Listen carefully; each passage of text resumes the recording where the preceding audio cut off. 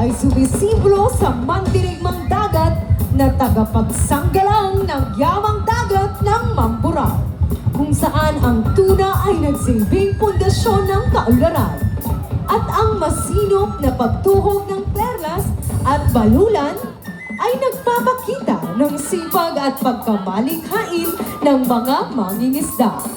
Sa kanyang mga kamay, ang sagwan at salap ay kumakatawan sa pagtaha ng mga layunin at pagharap sa hamon ng karagatan.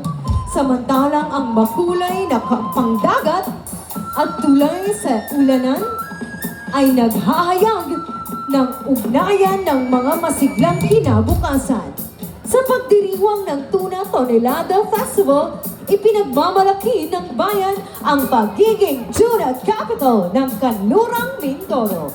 Mamburao naman sa pagkakaisa, yumayabong ang yaman ng dagat.